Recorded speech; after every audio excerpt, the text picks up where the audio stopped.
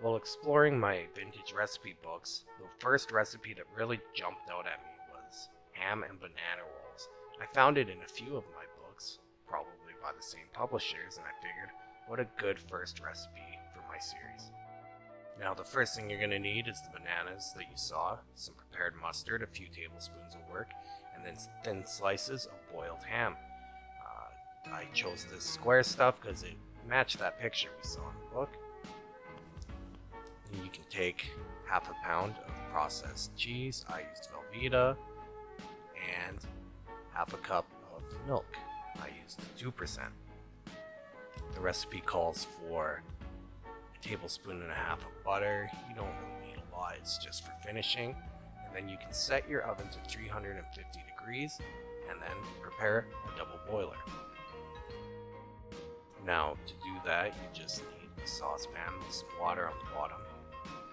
Set it on high, and once it's steaming, put a slightly larger bowl on top, where you can then add your milk and your processed cheese.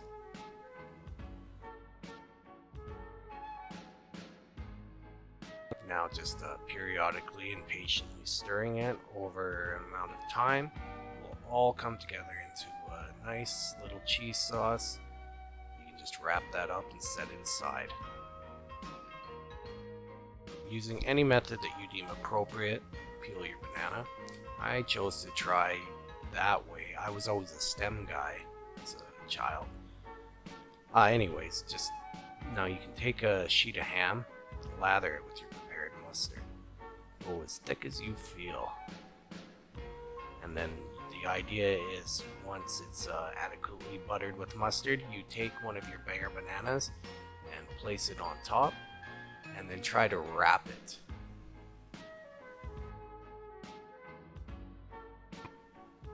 I tried to have the seams of the ham kind of meet on that outer curve of the banana. I felt it would aid me in setting the bananas in my cooking vessel, because that curve kind of worked as the bottom. There, that looks aesthetic there, albeit a little not safe for work. Now don't worry if you break a banana, just set it in, nothing really matters here. And then take your butter and brush the tip of your bananas. Just the tip.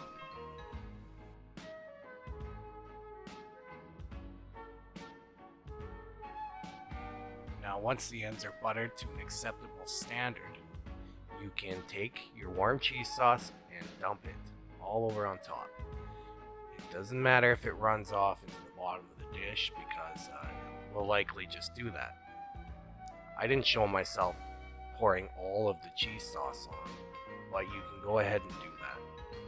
And then insert it into your preheated oven for the allotted 25-30 minutes, or when tender, when pierced with a fork. Although bananas are always tender when pierced with a fork.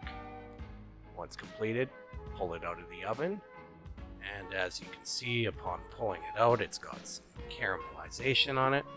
That's probably what you're looking for, a better indicator of when it's done. There we have by recipe ham and banana rolls. What's left to do is just plate this and we'll give it a try. Now I tried to go into this with tongs and that didn't work. There is absolutely no integrity to the banana. You're better off using a spoon.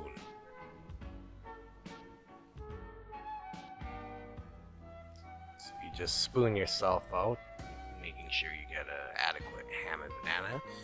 There you see the banana's broken. No problem. And then spoon yourself some of that beautiful cheese sauce from the bottom. And you can see it's kind of a vapid yellow, not a lot of contrast here, so I did go off recipe with some parsley, just to maybe liven it up a bit.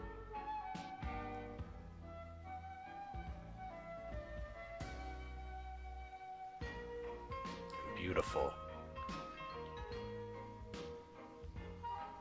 There we are, the shaky ham banana roll.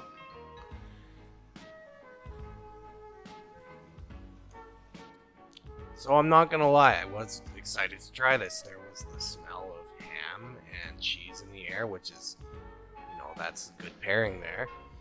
Though the ominous smell of banana kind of lingered over, and once I got that in there, that was the dominating experience, was the taste of hot, steamy banana.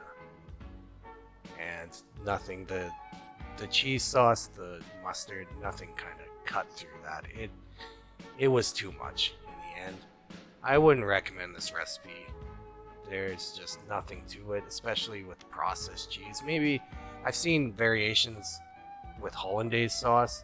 Maybe if you use that hollandaise, real cheddar, maybe even plantains would work better. But yeah, thanks for watching. And of course, like and subscribe so I can keep bringing you classic recipes.